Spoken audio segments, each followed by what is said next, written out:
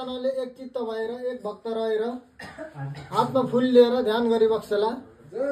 ओम श्री गणेशाय नमः, ओम श्री सरस्वती नमः, ओम श्री वेद पुरखाय नमः। हर हर महादेव।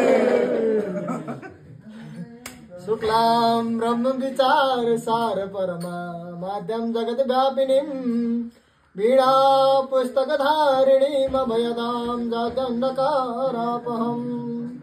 हस्ते स्फटिकमालिकां विदधतीं पद्मासने संस्थितां वन्दे तां परमेश्वरीं भगवतीं बुद्धिप्रदां शारदाम्। या कुन्देन्दुतुषारहारधवला या सुप्रवस्त्राविता या वीणावरदण्डमण्डितकरः या श्वेतपद्मासनः या ब्रह्माच्युत शङ्कर प्रभृतिभिर्देवैश्चदा वन्दिता सा मां पातु सरस्वती भगवती निःशेषदाढ्यापः। यं ब्रह्मा वरुणेन्द्र रुद्रमरुतः स्तुन्वन्ति दिव्यैस्तवैर्वेदैः साङ्गपदक्रमोपनिषदैर्गायन्ति यं सामगा। ध्यानावस्थिततद्गतेन मनसा पश्यन्ति यं योगिनो यस्यान्तं न विदुषुरासुरगणा देवाय तस्मै नमः। श्रीमच्चन्दनचर्चितो जलवपु शुक्लाम्बरा मल्लिका मालालङ्कृतकुण्डला प्रविलसन्मुक्तावली शोभिता सर्वज्ञा ननिदान पुस्तकधरा रुद्राक्षमालाकरा वाग्देवी वदनाम्बुजे वसतु मे त्रैलोक्यमाता चिरं मूकं करोति वाचालं पङ्गुं लङ्घयते गिरिं यत्कृपातमहं वन्दे परमानन्दमाधवं। नमो भगवते तस्मै व्यासायामि ततेजसे यस्य प्रसादात् वक्ष्यामि नारायण कथामिमां। नारायणं नमस्कृत्य नरं चैव नरोत्तमं देवीं सरस्वतीं व्यासं ततो जयमुदीरयेत्। देवीं सरस्वतीं व्यासं ततो जयमुदीरयेत्। बोलिए श्री स्वस्थानी माता को शिवजी को सरस्वती माता को भगवती को। सबैजनाले एक चित्त रहेर कथा श्रवण गरिबक्सला।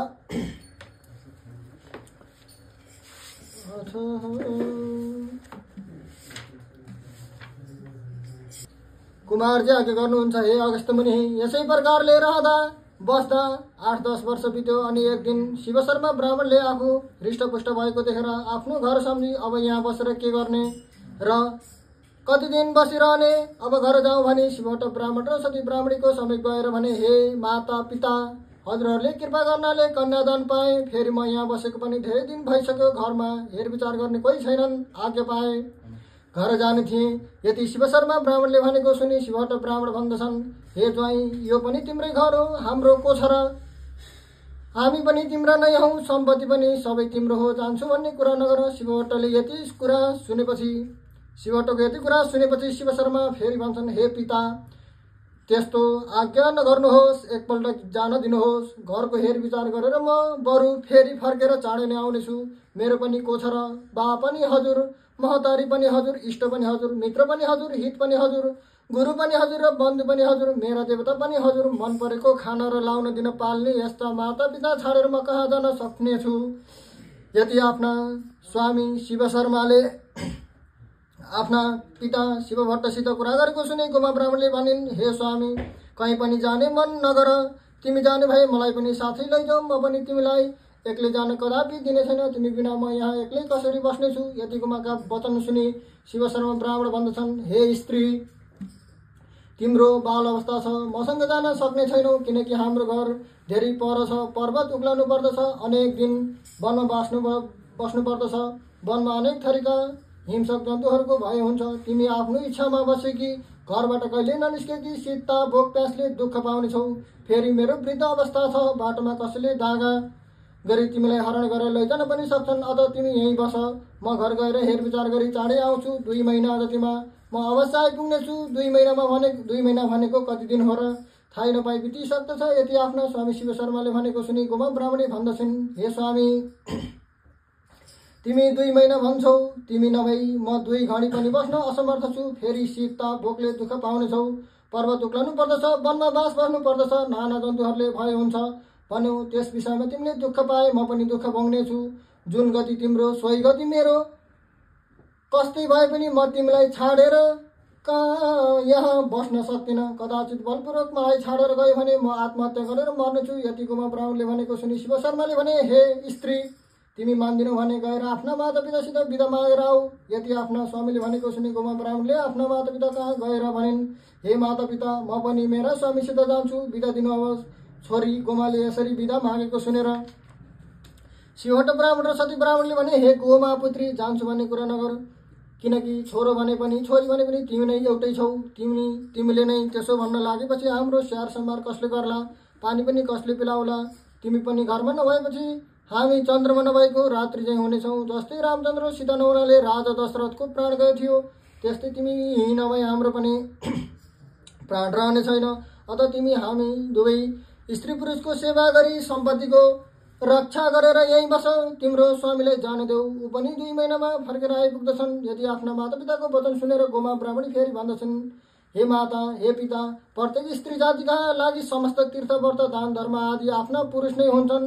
पुरुष भएसम्म नारीले कुनै तीर्थ व्रत दान धर्म गर्नु पर्दैन। सम्पूर्ण स्मृति पुराण र शास्त्रहरू तपाईँहरूले हेर्नुभएको छ, त्यसमा मैले केही भन्नु व्यर्थ छ। हे माता, मैले यस्तो पनि सुनेकी छु, स्त्री जाति भएर आफ्ना पुरुषलाई रिस गरेर हेरेदेखि बाङ्गो आँखा हुने डेरी हुन्छ। पुरुषको आज्ञा पालन वचन नगरे पापिनी हुन्छ। पुरुषसित मुखमुखै लागे अथवा पुरुषलाई दुर्वाच्य बोले लाटी हुन्छ। आफ्ना पुरुषको आँखा छली लुकाएर खाना खायो कुकुर्नी हुन्छ। पुरुषसित द्रोह गरे गोही हुन्छ। यस्तै कारण मलाई आफ्ना पुरुषसित जान दिनुहोस्, नछेक्नुहोस्। विशेष रूपमा मेरा पुरुष वृद्ध छन्, म नगए बाटोमा तिनको स्याहार सुसार कसले गर्ला। फेरि यस संसारमा कसैका पनि बढेका छोरीले माइतमा बस्नु इष्टमित्र र समाजले पनि राम्रो मान्दैनन्, बरु चाँडै फर्केर आउनेछौ। यति गोमा ब्राह्मणले भनेपछि शिव शर्मा ब्राह्मण र सती ब्राह्मणले कष्ट अनुभव गरेर भने, हे पुत्री, त्यसो भए हामी के भनौँ, आफ्ना स्वामीसित जाऊ। यति भनेर आँखाबाट आँसु बगाई नाना वस्त्र अलङ्कार पहिराई धेरै द्रव्य समेत दिई डोलीमा बसली नगरको बाहिरसम्म पुर्याउन गए। बाटोमा राम्रो गरी लैजानु भनी डोलीहरूलाई अराएर शिवहट्ट ब्राह्मणले पुत्री गोमालाई हामीलाई नबिर्सिने चाँडै फर्केर आए। यति भनी अनि गोमा ब्राह्मणीका सङ्घ साथीहरूले पनि त्यसै भने। अनि गोमा ब्राह्मणी डोलीबाट तल बर्लेर मातापितालाई साष्टाङ्ग प्रणाम गरी सबै सङ्गी साथीहरूलाई पनि लौ बस है भनी सबैसित विदा भएर फेरि डोलीमा चढी त्यहाँबाट जाँदी भइन्। कुमारजी आगे गर्नुहुन्छ, हे अगस्त्य मुनि। त्यसपछि शिव शर्मा ब्राह्मण गोमा ब्राह्मणी त्यहाँबाट गएपछि शिवहट्ट ब्राह्मण र सती ब्राह्मणले आँखाले देखिएसम्म छोरी ज्वाइँलाई गएको हेरिरहे। देखिन छाडेपछि रुखमा चढेर हेर्न लागे। जब रुखबाट पनि देखिएनन् र त्यही रुखमै बसी नाना विलाप गरेर रुन लागे। त्यही अवसरमा दैव संयोगले अथवा भिक्षुक रूप जगदीश्वर महादेवको श्रापको प्रभावले रुखको आँगा भाँचिन पुगी दुवै स्त्री पुरुष रुखबाट लडेर मरे। अनि जगदीश्वर महादेवका दूत आएर उत्तम विमानमा राखी कैलाशपुरीमा लैजाँदा भए। शिवहट्ट ब्राह्मण र सती ब्राह्मणी दिव्य स्वरूपका भएर कैलाशपुरीमा रहँदा भए। त्यसपछि शिव शर्मा ब्राह्मण र गोमा ब्राह्मणले डोलीहरूसित यस वनको नाम के हो, यस पर्वतको नाम के हो, यो ठुला ठुला पात भएका वृक्षको नाम के हो, त्यस जन्तुको नाम के हो भनी सोध्दै गएर डोलीहरूले पनि यस वनको नाम यो हो, यस पर्वतको नाम यो हो, यस वृक्षको नाम यो हो, यस जन्तुको नाम यो हो भनी बुझाउँदै गए। यसै गरी कुराकानी गर्दै जाँदा धेरै पर पुगेपछि एउटा तलाउ पोखरी भएको ठुलो वनमा पुग्दा साँझ पर्यो। त्यही वनमा बास बसेर सबैले खानपिन गरी सुते। थाकेको हुनाले सबै बेसरी नदाए। त्यसै अवसरमा जगदीश्वर महादेवको श्रापले रात्रिमा चोर आई गोमा ब्राह्मणीका मातापिताले दिएको द्रव्य वस्त्र र अलङ्कार लगाएका गहना समेत सबै चोरेर लगिदियो। भोलिपल्ट बिहान निन्द्राले छाडेपट्टि उठेर हेर्दा सबै सम्पूर्ण द्रव्य वस्त्र आफ्ना अङ्गमा लगाएका गहना समेत चोरी भएको देखेर गोमा ब्राह्मणी साह्रै रुन कराउन लागिन्। अनि डोलेहरू भन्छन्, हे गोमा ब्राह्मणी, नरौ, विस्मात नगर, थाकेर आएको हुनाले हामीलाई पनि साह्रै निन्द्रा लागेछ। यस्तो नराम्रो गर्न पर्न गयो, हामी अभागी रहेछौँ। अब तिम्रा माता महतरले के कसो भन्न जाउँला। अब तिमी जसो भन्दछौ हामी के गरौँ।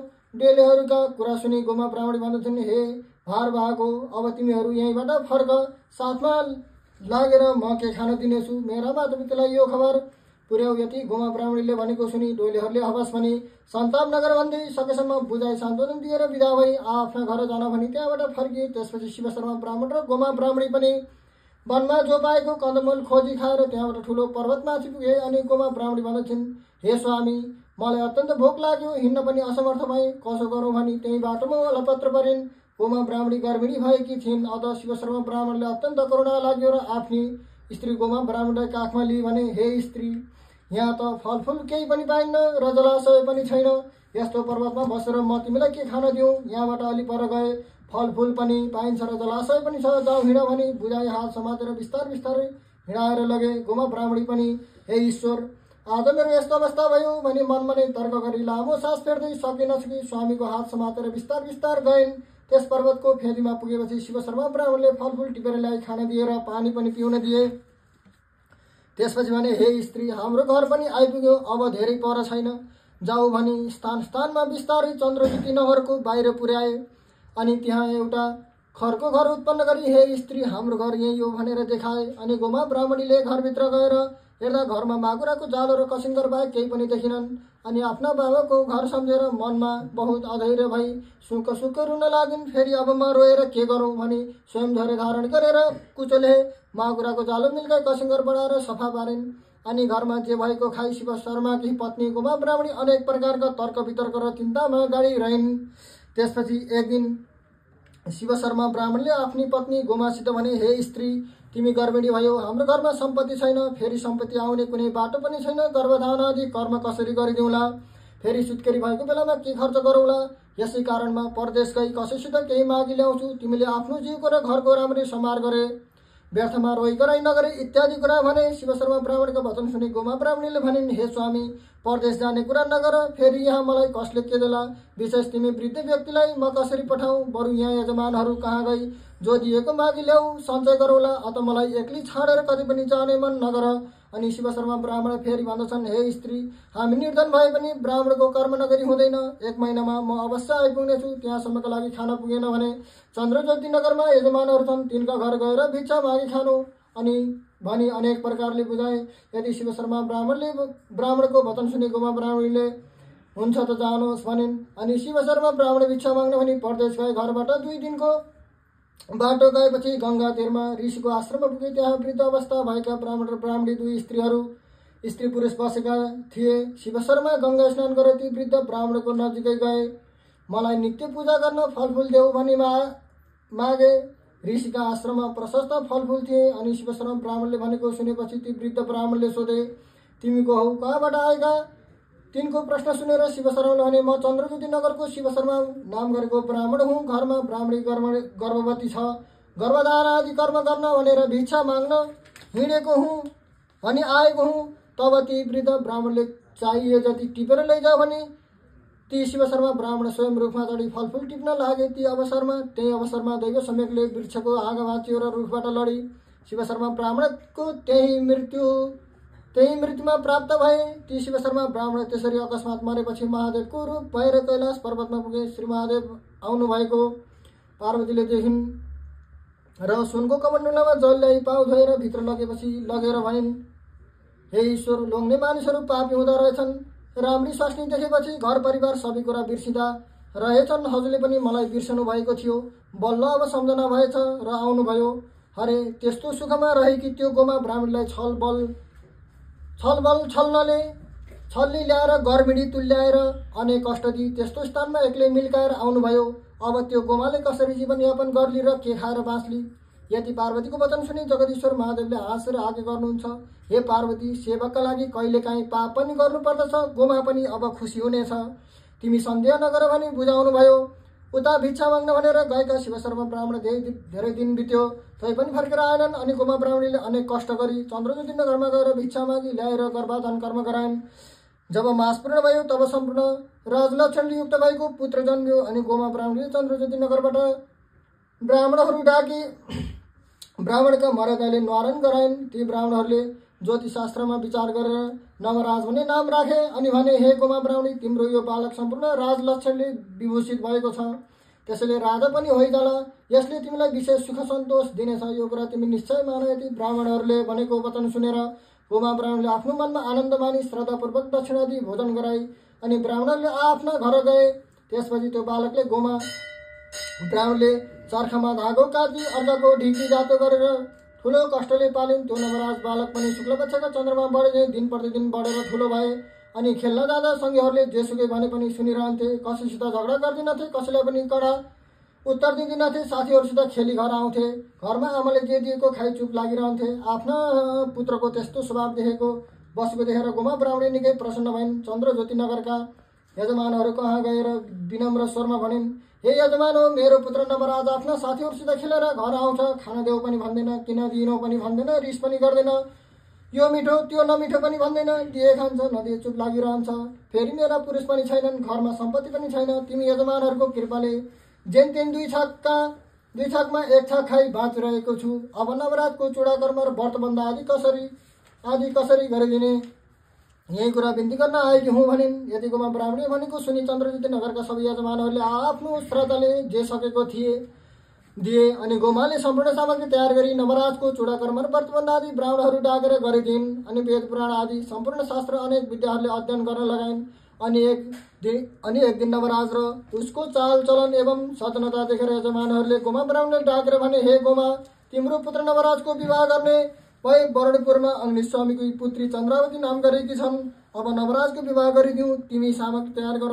यति दयालु यजमानहरूको वचन सुनि गोमा भन्दछन्, हे यजमान हो, मेरो पुत्र नवराजको कुनै आर्जन छैन, घरमा सम्पत्ति पनि छैन। त्यसलाई कन्या कसले देला, कसरी विवाह गरिदिने? गोमाले यति भनेको सुनेर यजमानहरू भन्दछन्, जे चाहिएको सामग्री हामी सबै मिलेर दिन्छौँ, के चाहिन्छ? यति यजमानहरूले भनेपछि गोमाले मनमा आनन्द मानी भनिन्, हे यजमान हो, हामीलाई गरिब निर्धन जानेर तिमीहरूको यस्तो दया, तिमीहरू धन्य रहेछौ। यति पनि विवाहलाई चाहिने समस्त सामग्री मागिन् र यजमानहरूले सम्पूर्ण सामग्री तयार पारिदिए। त्यसपछि उत्तम दिनमा ब्राह्मणको मर्यादाले नवराजलाई बरणपुरका अग्निस्वामीकी पुत्री चन्द्रावतीसित विवाह गरेर सम्पन्न गराइदिए। अनि गोमा, नवराज र चन्द्रावती तीनजनाले जे भएको खाइ मिलिजुली रहे। त्यसपछि एक दिन नवरात्र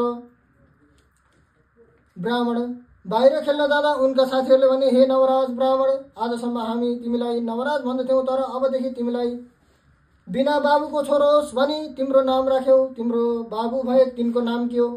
तिमी कसका पुत्र हौ?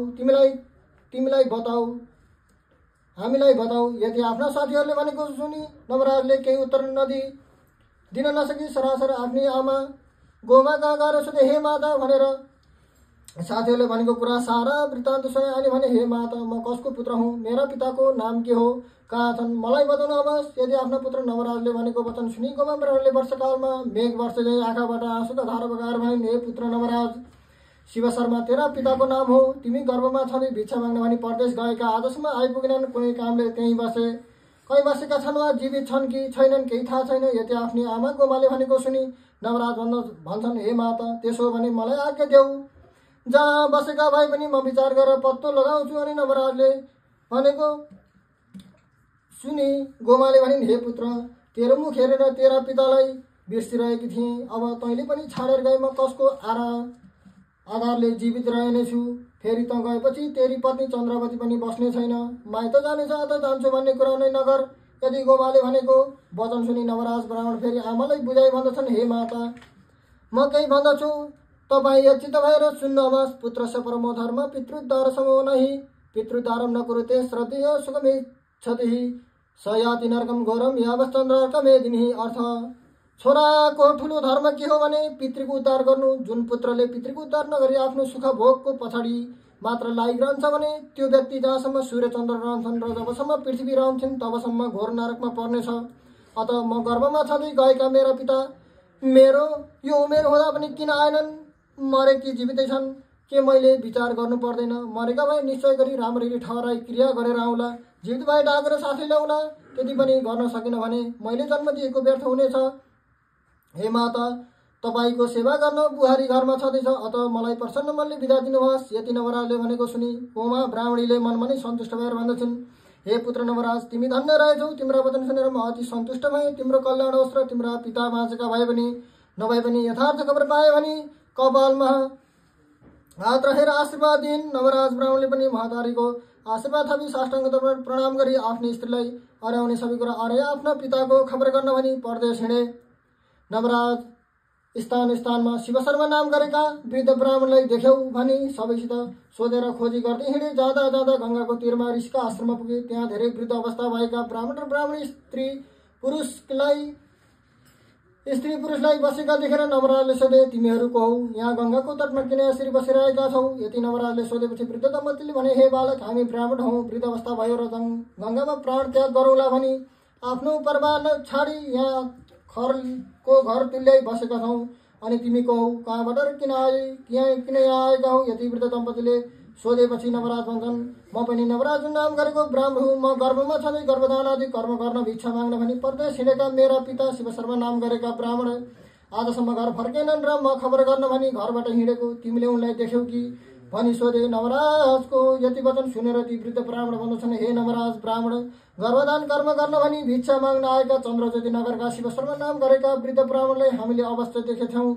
उनी यहाँ आएर आफ्नो नित्य पूजाका लागि फलफुल टिप्न त्यो रुखमा चढेका थिए। दैवसमले वृक्षको हाँगो भाँचियो र रुखबाट लडेर मरे। त्यही मरे, हाडखोर त आजसम्म पनि रहेकै होला, त्यहाँ गएर हेर भने। यति वृद्ध ब्राह्मणले भनेको सुनि नवराज रुखमुनि हेर्न गए। त्यहाँ आफ्ना पिताका हाडखोर देखेर, हे पिता, मेरो निमित्त भिक्षा माग्न आएका तिमीले मेरो मुख नदेखेरै यस्ता वनमा आएका रुखबाट लडी मर्नु पर्यो। यस्ता कुरा सुनि मेरी महतारीले शोक गर्दा म भूमे पारी रुन कराउन लाग्दा कसरी बुझाउला भन्दै अनेक प्रकारले शोक गरी निकै बेरसम्म रोइरहे। अनि स्वयं धैर्य धारण गरी सबै हाडखोर बटुली गङ्गामा लगेर संस्कार गरिदिए। अनि ब्राह्मणको महाराजाले 10 गात्र क्रिया गरे। अब कता जाउँ? घर जाउँ भने घरमा सम्पत्ति छैन। विशेष यो खबर सुनाई महतारीले शोक गरेको हेर्नु पर्दछ। अत हुने भए कुनै राजाको सेवा गरी केही द्रव्य लिएर घर जाउँ भने सहरमा पसी त्यहाँका राजाको सेवा गर्न लागे। इति श्री स्कंद पुराणे केदारखण्डे माघमात्म्ये कुमारगस्थ संवादे श्री स्वस्तानि परमेश्वर्य व्रतकथायां शिव शर्मा परलोक गमनम नाम 22 हरे नमः। सबैजनाले एकचित्त रहेर हातमा फुल लिएर ध्यान गर्नु। मङ्गलालयः श्रीमान् दिनकर किरण निबोधित नवलनलिङ्गल निवेक्षणः कृष्णः काले वर्षतु वर्जन्यः पृथिवी शशशालिनी देशोऽयं क्षोभरहितो ब्राह्मणाः सन्तु निर्भयाः अपुत्राः पुत्रिणः सन्तु पुत्रिणः सन्तु पौत्रिणः निर्धनाः सतनः सन्तु जीवन्तु शरदां सदां। तत्रैव गंगा यमुना च तत्र गोदावरी सिन्धु सरस्वती च तीर्थानि सर्वाणि तीर्थानि वसन्ति तत्र यत्र चितोदार कथा प्रसंग। या कुन्देन्दु तुषारहार धवला या सुप्रवस्त्राविता या वीणावरदण्ड वन्दितकरा या श्वेतपद्मासना या ब्रह्माच्युतशङ्करा प्रभृतिभिरे देवैः सदा वन्दिता सा मां पातु सरस्वती भगवती निशे सदाढ्यपः। कायेन वाचा मनसेन्द्रियैर्वा बुद्ध्यात्मना वा प्रकृतिस्वभावात् करोमि यद्यत् सकलं परस्मै नारायणायेति समर्पयेतत्। करोमि यद्यत् सकलं परस्मै नारायणायेति समर्पयेतत्। बोलिए श्री स्वस्थानी माता को, श्याम सदा शिवजी को, सरस्वती माता को, ईशान भगवती को, भैरवी माता को, आज को आनंद को।